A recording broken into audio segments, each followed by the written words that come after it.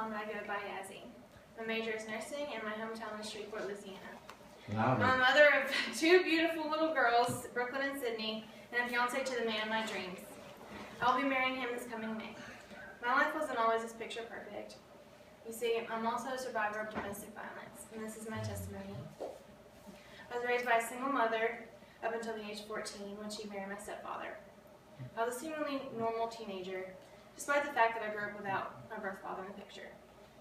I had many dreams and aspirations, and they were all limitless. I had always dreamt of the super romantic hero type to come and sweep me off my feet. We would have a big wedding and share children together. I had a few boyfriends here and there. Being young and ignorant, I always seemed to get my heart broken by losers. Never thinking once on the possibility that any future relationship would get any worse than just that, a broken heart. It all began in 2010 at the end of my senior year in high school. A guy I paid no attention to at first made himself known to me, and he had offered me a ride in the rain. At first he was kind and gentle, said all the right things, made me feel special the way a girl should feel in a relationship. We fell quickly into what I thought was love. After 3 months, he became controlling and jealous. I just thought he was being protective. But it came as a complete shock to me the day he decided to lay his hands on me and mentally abuse me during an argument. A week later, I found out I was pregnant. Any person with common sense would never fathom giving a guy like that a second chance, especially being pregnant. But being the empathetic person I am, I made excuses and let him back into my life. I listened to his pleas for a whole family, I forgave his apologies, and believed him when he promised never to do it again. That was a lie. The abuse continued, and he developed a drug addiction halfway through my pregnancy. Every time it happened, I tried to leave and reach out to people about what was happening. People began to think it was a cry for attention, even his own family, despite the marks they saw with their own eyes. He constantly denied it every single time, and eventually I felt I was completely alone. I gave in to his pleas every time and came running back thinking I could help him. After all, God brought him into my life for a reason, right? I felt God wanted me to bestow his faith and compassion upon him and show him forgiveness, and show him that his love could heal. Looking back now, I was deliberately making that an excuse to go back. 4 years and another baby later, I was still by his side. It got worse each time. He got bold in his acts, even did it in front of his grandfather while I was pregnant with my youngest, Sydney. I eventually became quiet each time it happened, not telling anybody. I was so desperate to try and make other people see what I thought I saw in him. I was convinced I could fix this broken, angry soul by giving him my all. I lost so many friends who knew what went on, and I became a recluse. I even secluded myself from my family. You begin to lose yourself when you're desperately trying to save someone else. There's no way of explaining the torment you go through while somebody who claims they love you is beating you down in every way they know how. The person you only wish to help is ripping everything that makes up who you ever were. The yelling, the name calling, the beating until you're unconscious.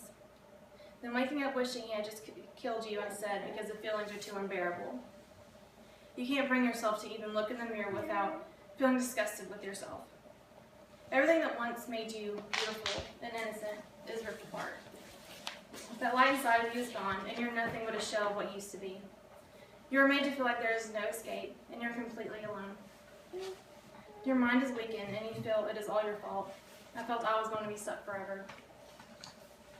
One day came, and it was the day after he had severely abused me the night before.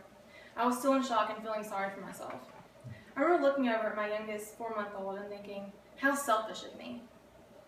I've got to save my innocent little girls. I knew I'd stuck around too long. I knew that if I could get out now, there may be a chance my 2-year-old would forget. I knew I desperately wanted to get out and save my little girls from all the pain. On December 12, 2013, he had given me a way out. He had broke a table in front of our daughter, Brooklyn, and told me I wasn't worth anything, and he told me to pack my bags and go. I called my mom to come pick me and the girls up, and we did just that. Of course, my journey didn't just end there. The amount of strength it takes to stay away from that vicious cycle doesn't come easy. I contemplated going back more than a few times. But in those times of weakness, I told myself that I was worth something. I was worth something so much more than this, and so are my little girls. My children mean more to me than my feelings do. In the months following, I had many meltdowns. I also became closer to God during this time. I began to make new friendships and spark up old ones. I started to gain my self-confidence back and began to realize that it's okay for me to be happy again. During this time, I had extreme doubt that I would ever find anyone worth giving myself to again. Then I met the love of my life, Brian. I was worried at first when he asked me out. He quickly showed me what true love is supposed to be like.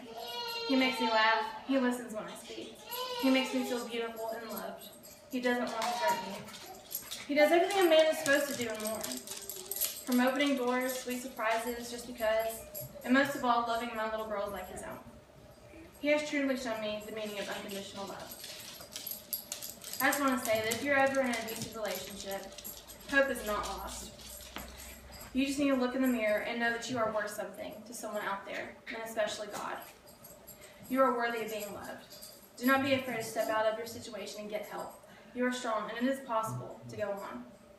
I'm not saying it's easy. I'm saying it's worth it. Your happiness is all that matters. It's amazing what God blesses you with when you just listen to what He is telling you. I'm going to end this with a Bible verse that I now hold very dear to my heart. Corinthians 13. Love is patient. Love is kind. It does not envy. It does not boast. It is not proud. It does not dishonor others. It is not self-seeking. It is not easily angered. It keeps no records of wrongs. Love does not delight in evil, but rejoices with the truth. It always protects, always trusts, always hopes, and always perseveres.